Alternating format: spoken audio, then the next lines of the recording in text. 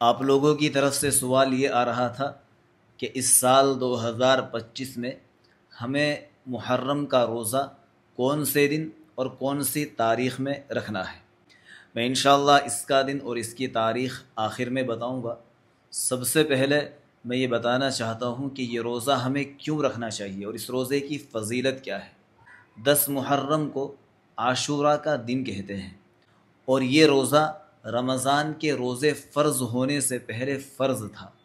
جب اللہ نے رمضان کے روزے فرض کر دیے تھے، اس کے بعد اس روزے کی فرضیت کو ختم کر دیا گیا تھا، لیکن آپ علیہ الصلاۃ والسلام بعد میں بھی اس روزے کا اہتمام فرمایا کرتے تھے، یعنی اس روزے کو رکھا کرتے تھے۔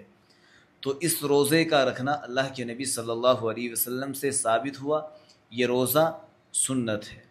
اور اس روزے کی فضیلت یہ ہے کہ اگر کوئی آدمی اس روزے کو رکھ لیتا ہے تو یہ روزہ اس کے 1 سال کے گناہوں کا کفارہ بن جاتا ہے، یعنی اس کے 1 سال کے گناہوں کو ختم کر دیتا ہے۔ سبحان اللہ۔ اس کے ساتھ آپ ایک روزہ اور ملا لیجئے گا، یعنی 2 روزے رکھنے ہیں۔ بات دراصل یہ ہوئی تھی، اللہ کے نبی علیہ الصلاۃ والسلام کو جب یہ بات معلوم ہوئی کہ یہودی بھی شکرانے میں اس روزے کو رکھتے ہیں، تو آپ علیہ الصلاۃ والسلام نے اپنے صحابہ سے کہا کہ اگر آئندہ سال میں زندہ رہا تو ہم انشاءاللہ 2 روزے رکھیں گے تاکہ یہودیوں کی مخالفت ہو سکے۔ تو 2 روزے رکھنے ہیں۔ 2025 کے اندر آپ کو یہ 2 روزے یا تو 5 اور 6 تاریخ میں رکھ لیجئے، سیٹرڈے اور سنڈے، سنیچر اتوار، یا پھر 6 اور 7 تاریخ میں رکھ لیجئے، اتوار اور پیر۔ اتوار کا تو رکھنا ہی رکھنا ہے، اتوار کے ساتھ یا تو آپ ایک دن پہلے والا ملا لیجئے اتوار کے ساتھ، یا پھر ایک دن بعد والا ملا لیجئے۔ 2 روزے رکھنے ہیں۔ عاشوراء کا یہ جو دن ہے اور محرم کے جو فضائل بتائے جاتے ہیں، اصل میں اس کی اہمیت شروع سے ہی بہت زیادہ چلی آ رہی تھی۔ اس مہینے کے اندر بہت سارے تاریخی واقعات پیش آئے ہیں۔ چند میں آپ حضرات کے سامنے رکھ دیتا ہوں جو میں نے نوٹ کیے تھے، آپ کے علم کے اندر اضافہ ہو جائے، اس لیے میں 11 واقعات آپ لوگوں کی خدمت میں رکھنے جا رہا ہوں۔ یہ سارے سن لیجئے گا، انشاءاللہ نالج بڑھے گی، علم میں اضافہ ہوگا۔ پہلی چیز، محرم الحرام کے جو اہم ترین واقعات ہیں، ان میں سے ایک واقعہ یہ پیش آیا کہ اصحاب فیل یعنی ابرہہ کے لشکر پر اسی مہینے کے اندر عذاب آیا۔ نمبر 2، شعب ابی طالب میں محصور یعنی قید ہونے کی ابتدا اسی مہینے کے اندر ہوئی۔ غزوہ ذات الرقاع 10 محرم 5 ہجری کو ہوا۔ نمبر 4، غزوہ خیبر 30 محرم 7 ہجری کو ہوا۔ نمبر 5، رسول پاک صلی اللہ علیہ وسلم کا حضرت صفیہ سے نکاح فرمانا 6 ہجری میں۔